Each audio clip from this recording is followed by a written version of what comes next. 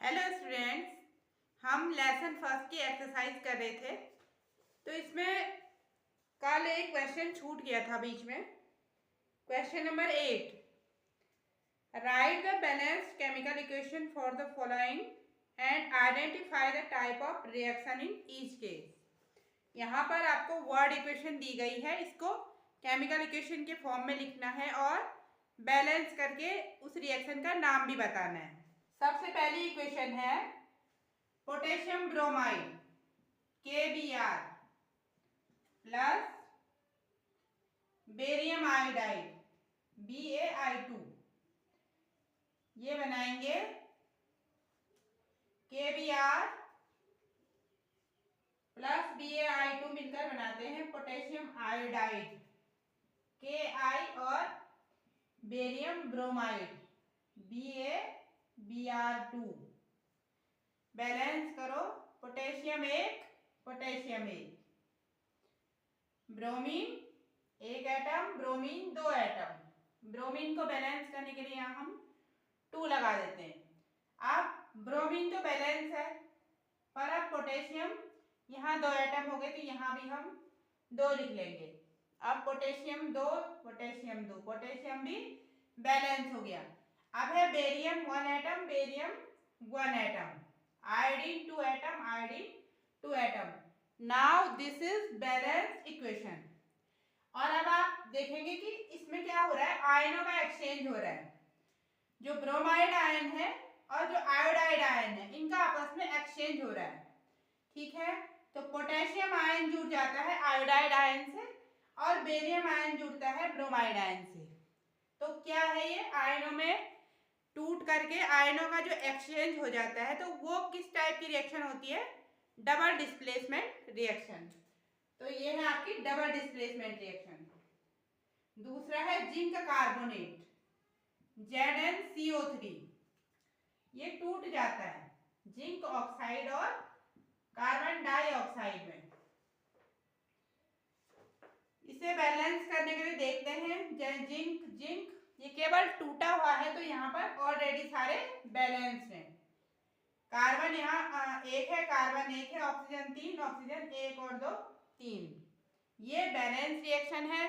क्योंकि zinc carbonate जो है वो जिंक ऑक्साइड और कार्बन डाइऑक्साइड में टूट रहा है, तो यहाँ पर कौन सी रिएक्शन होगी, डिकम्पोजिशन रिएक्शन। सिंगल रिएक्टेंट टूट रहा है 2 प्रोडक्ट्स में। अगला है आपके पास hydrogen plus chlorine. Hydrogen plus chlorine मिलकर बना रहे हैं हाइड्रोजन क्लोराइड। तो यहाँ पर बैलेंस कर लो, हाइड्रोजन 2 क्लोरीन 2, तो यहाँ 2HCl। इस तरह से ये बैलेंस हो गया। 2 रिएक्टेंट मिलकर एक सिंगल प्रोडक्ट बना रहे हैं, तो ये है कॉम्बिनेशन रिएक्शन। अगला है magnesium plus hydrochloric acid Mg plus HCl। ये बनाएंगे आपका मैग्नीशियम क्लोराइड और hydrogen MgCl2 plus hydrogen, magnesium magnesium, hydrogen 1 atom, hydrogen 2, तो यहाँ 2 लिख लो। अब हाइड्रोजन 2 हो गए, हाइड्रोजन 2 हो गए, क्लोराइड आयन यहाँ 2 है, क्लोरीन यहाँ 2 लगा के बैलेंस हो गया, यहाँ भी क्लोराइड आयन। इस तरह से ये रिएक्शन भी बैलेंस हो गई है। क्योंकि यहाँ पर क्या हो रहा है, ज्यादा reactive, magnesium is more reactive than hydrogen. तो मैग्नीशियम हाइड्रोजन को यहाँ से क्या कर रहा है, रिप्लेस कर रहा है और मैग्नीशियम क्लोराइड बना रहा है। तो ये है आपका डिस्प्लेसमेंट रिएक्शन। अगला क्वेश्चन है, in the refining of silver the recovery of silver from silver nitrate solution involved displacement bye copper metal, write down the reaction involved. तो यहाँ पे आपको क्या करना है कि जो सिल्वर नाइट्रेट सोल्यूशन है उसमें से हमें सिल्वर को अलग करना है। जो एक रिएक्शन होती है रिफाइनिंग ऑफ सिल्वर, उसमें क्या होता है कि जब AgNO3 सिल्वर नाइट्रेट से सिल्वर को कैसे अलग किया जाता है, तो कॉपर के साथ उसकी रिएक्शन करवाई जाती है। AgNO3 silver nitrate plus copper, copper metal के साथ में इसकी रिएक्शन होती है, तो ये बनाएगा copper is more reactive than silver. तो ये बना देता है आपका CuNO3 का होल ट्वाइस, और साथ ही साथ क्या बनाएगा, सिल्वर अलग हो जाता है, चांदी आपकी अलग हो जाती है। तो रिफाइनिंग ऑफ सिल्वर के ये जो इक्वेशन है, यहाँ बैलेंसिंग देख लेते हैं। सिल्वर एक एटम, सिल्वर एक एटम, नाइट्रोजन एक, नाइट्रोजन यहाँ दो है, नाइट्रोजन यहाँ दो है, तो नाइट्रोजन को बैलेंस करने के लिए यहाँ हम दो लिख लेते हैं। अब दो यहाँ भी लिख लेंगे तो सिल्वर हमारा बैलेंस हो जाएगा, 2Ag 2Ag, नाइट्रोजन दो, नाइट्रोजन दो, ऑक्सीजन 3 2 जा 6, ऑक्सीजन 3 2 जा 6, कॉपर एक, कॉपर एक, तो इक्वेशन आपकी बैलेंस हो गई है।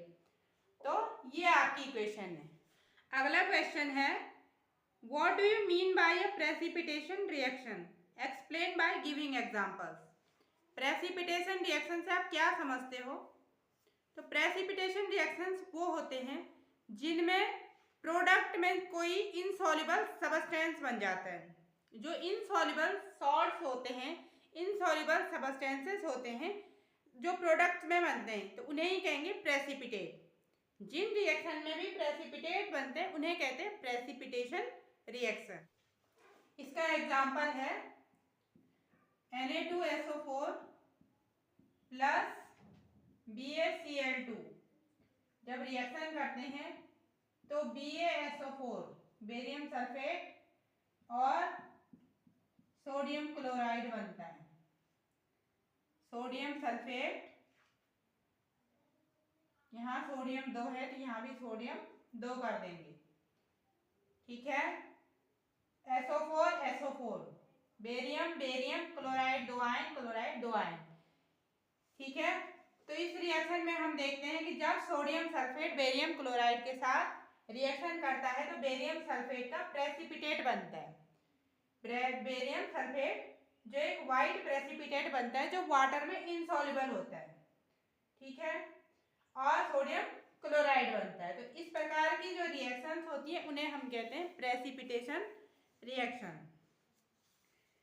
अगला है, explain the following in terms of gain और loss of oxygen with 2 examples each.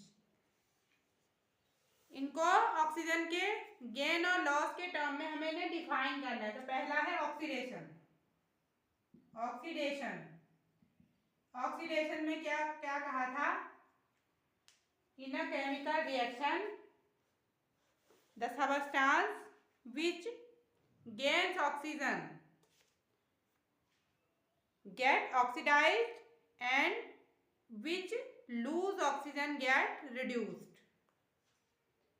यानी कि किसी भी रासायनिक जो अभिक्रिया होती है उसमें कोई भी जो सबस्टेंस ऑक्सीजन के साथ में रिएक्शन करता है, ऑक्सीजन को लेता है, गेन करता है, उसका ऑक्सीडेशन हो जाता है, और जो ऑक्सीजन को लूज करता है उसका क्या हो जाता है? रिडक्शन हो जाता है। इसे दूसरे शब्दों में कहें तो जो सबस्टेंस हाइड्रोजन को क्या करते हैं? गेन करते हैं, उसका रिडक्शन होता है। जो हाइड्रोजन को लूज करता है उसका ऑक्सीडेशन हो जाता है। एग्जांपल देख लेते हैं। जैसे ऑक्सीडेशन का एग्जांपल है मैग्नीशियम प्लस ऑक्सीजन। जब मैग्नीशियम को बर्न किया जाता है in the presence of air तो ये बनाता है मैग्नीशियम ऑक्साइड, मैग्नीशियम ऑक्साइड बनाता है। तो ये है आपकी, यहाँ पर मैग्नीशियम क्या कर रहा है? ऑक्सीजन को गेन कर रहा है और मैग्नीशियम ऑक्साइड बना रहा है। तो यहाँ पर मैग्नीशियम का क्या हो रहा है? ऑक्सीडेशन हो रहा है। ऐसे ही जब कॉपर को ऑक्सीजन के साथ कॉपर की रिएक्शन होती है तो क्या होता है? कॉपर ऑक्साइड बना लेता है, कॉपर ऑक्साइड बन जाता है। तो यहाँ पर भी कॉपर ऑक्सीजन को गेन कर रहा है, कॉपर का क्या हो रहा है? ऑक्सीडेशन हो रहा है। ये तो हो गया ऑक्सीडेशन। अब है reduction. If a substance loses oxygen during chemical reaction, it gets reduced। यानी कि एक केमिकल रिएक्शन के दौरान कोई भी सबस्टेंस अगर ऑक्सीजन को लूज कर रहा है इसका मतलब उसका रिडक्शन हो रहा है, या अगर वो हाइड्रोजन को गेन कर रहा है तो भी उसका क्या हो रहा है? रिडक्शन हो रहा है। एग्जाम्पल है, जैसे हमने क्या किया था कि कॉपर को हीट किया था, ऑक्सीजन के साथ में हीट करके उसने ऑक्सीडेशन करके कॉपर ऑक्साइड बनाया। अब उसी कॉपर ऑक्साइड को अगर हाइड्रोजन गैस पास करी जाए उसी कॉपर ऑक्साइड में, तो क्या होगा, कॉपर ऑक्साइड का फिर से रिडक्शन हो जाएगा एंड ये जो बनाएगा ये बनाएगा कॉपर प्लस वाटर H2O। ठीक है, तो यहाँ पर कॉपर ने क्या किया, -O2 ऑक्सीजन का लूज कर दिया और इसने क्या किया, इसने गेन कर दिया। तो ये रिडक्शन है, ऑक्सीडेशन रिडक्शन दोनों प्रोसेस यहाँ साथ में भी हो रही हैं। तो ये और रिडॉक्स रिएक्शन का एग्जांपल भी है। और रिडक्शन यहाँ पर CuO का रिडक्शन हो रहा है कॉपर, और जो है वो वाटर बन रहा है, वाटर प्रोड्यूस हो रहा है, यानी हाइड्रोजन का साथ ही साथ ऑक्सीडेशन भी हो रहा है। दूसरा एग्जांपल है ZnO। जब जिंक ऑक्साइड की कार्बन के साथ रिएक्शन होती है तो ये बनाएगा जिंक, यानी ZnO ऑक्सीजन लूज कर देता है तो ये जिंक बनाएगा प्लस कार्बन मोनोऑक्साइड बनाएगा, कार्बन मोनोऑक्साइड बनाएगा। तो इस प्रकार से ये रिएक्शन भी रिडक्शन का एग्जांपल है। अगला जो क्वेश्चन है वो है shiny brown coloured element acts on heating in air becomes black in colour, name the element x and the black coloured compound form. एक शाइनी जो ब्राउन कलर का एलिमेंट होता है कोई, जिसको एक्स नाम दिया गया है, उसे जब क्या किया जाता है, एयर की प्रेजेंस में हीट किया जाता है तो वो क्या बनाता है, ब्लैक कलर में चेंज हो जाता है, उसके ऊपर से ब्लैक कलर की कोटिंग आ जाती है। तो वो क्यों होती है, क्या फॉर्मेशन होती है, ये बताना है, रिएक्शन बतानी है। तो एक्स वो ब्लैक कलर का जो एलिमेंट एक्स है वो क्या है, हमें पता है कि जब कॉपर को क्या करते हैं, एयर की प्रेजेंस में गर्म करते हैं तो वो कॉपर ऑक्साइड बना देता है जो कि ब्लैक कलर का होता है। तो वही रिएक्शन है यहाँ पे, Cu + O2 = CuO। ठीक है, ये है कॉपर, ये ऑक्सीजन, यहाँ पर हीट किया जाता है जब इसको, तो ये कॉपर ऑक्साइड बन जाता है जो ब्लैक कलर का है। ब्लैक कलर जो प्रोडक्ट बनता है वो है कॉपर ऑक्साइड, और जो एक्स एलिमेंट है वो है कॉपर। अगला है why do we apply paint on the iron articles. हम आयरन के चीज़ों पर जो है वो पेंट क्यों अप्लाई करते हैं। आपने देखा होगा कि घर में जो भी आपकी क्या होती है, रेलिंग्स होती हैं या कुछ भी लोहे की बनी हुई चीज़ें, गेट हो गया, कुछ भी लोहे की बनी हुई चीज़ों को क्या करते हैं, पेंट किया जाता है। और टाइम टू टाइम उन्हें पेंट करते रहना चाहिए। क्यों किया जाता है उनको पेंट, आयरन वेसल्स के ऊपर जो रेडिश ब्राउन कलर की परत आप सभी ने देखी होगी, जिसे कॉमन भाषा में क्या कहते हैं, रस्टिंग ऑफ आयरन, जंग लगना लोहे पे, वो क्या होता है और कैसे होता है। तो जब भी लोहा क्या होता है, मॉइस्चर के साथ में रिएक्शन करता है और ऑक्सीजन के साथ रिएक्शन करता है तो उसका ऑक्सीडेशन हो जाता है और उसके ऊपर रेडिश ब्राउन कलर की एक लेयर बन जाती है जिसे हम कहते हैं रस्ट। उससे क्या होता है कि जब लोहे का ऑक्सीडेशन हो जाता है तो वो उसका कोरोजन होने लगता है, वो धीरे धीरे खत्म होने लगता है, टूटने लगता है। तो उसके कोरोजन से बचाने के लिए, रस्टिंग से बचाने के लिए ही हम आयरन के जो आर्टिकल्स होते हैं तो उनको क्या करते हैं, पेंट करते हैं।